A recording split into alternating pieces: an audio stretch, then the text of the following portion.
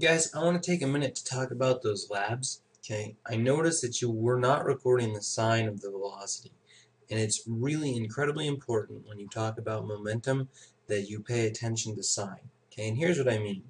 You guys had your carts, which were traveling initially towards the motion detector. Okay, and the motion detector reads that motion as negative velocity.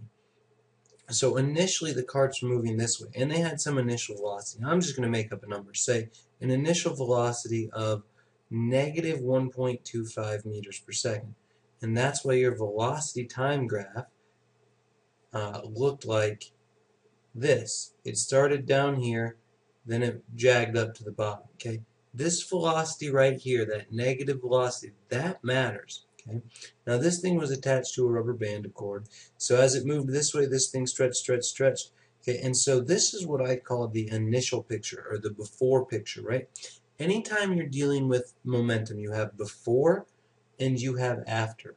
Okay, so before this thing was pulled backwards by the motion, by the force probe, by the rubber band, it had an initial velocity of negative 1.25 meters per second.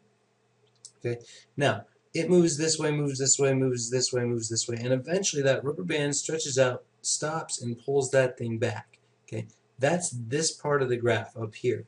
Now this thing is not moving with a negative velocity. Now it's moving back this way, and that's moving away from the detector, and your detector reads that as positive. So if your final velocity is 1 meter per second, what's the change in velocity? Okay, because this is my after picture. Remember, change in velocity, delta V, is final minus initial, and it matters what the sign is, because if you do final 1 minus initial 1.25, you get a change in velocity of negative 0.25 meters per second.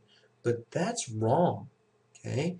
It's not minus 1.25, it's minus negative 1.25. And a minus is a plus, and 1 plus 1.25 is 2.25 meters per second, okay?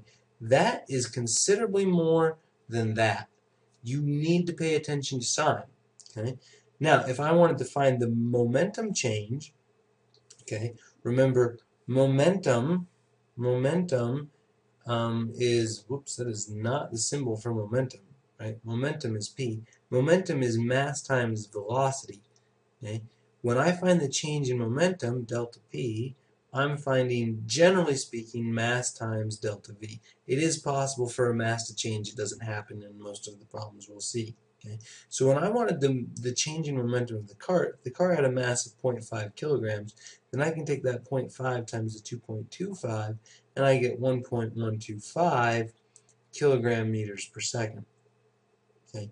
By definition, by Newton's second law, net force equals mass times acceleration. Acceleration is change in velocity over time. So if I sub that in there, net force equals mass times delta V over t, multiply both sides by t, and I get force times time, or net force times time, equals mass times delta V, which is delta P, or change in momentum. This is the impulse momentum theorem, and you have to pay attention to sign. You have to. Okay, if you drop a negative, you're not actually doing the full thing. Okay, now it's just like the problem about the airbag, the problem about the cart.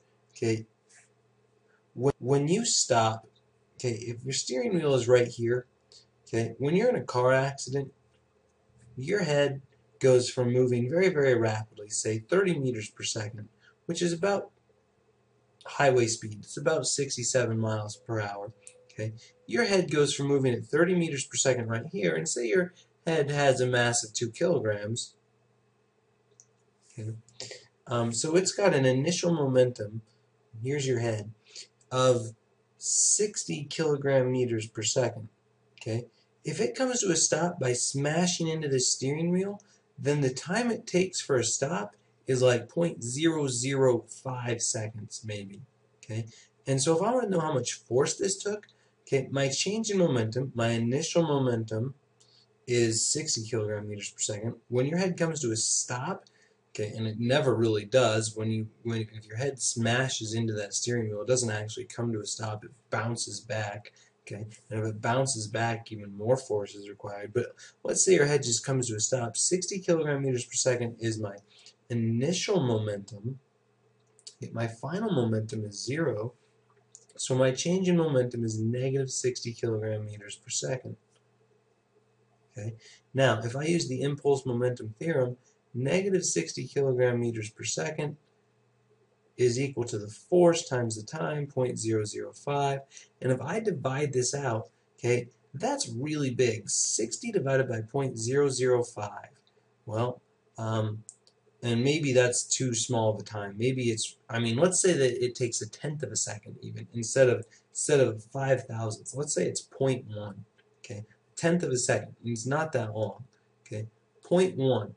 Okay, then what we get is negative 60 equals F times 0.1, and F equals negative 600 newtons. That's 150 pounds of force in your face. Okay, and that's not realistic because your face is not gonna be in contact with the steering wheel for 0.1 seconds. It might be 1/100th of a second. You might be looking closer at 6,000 newtons.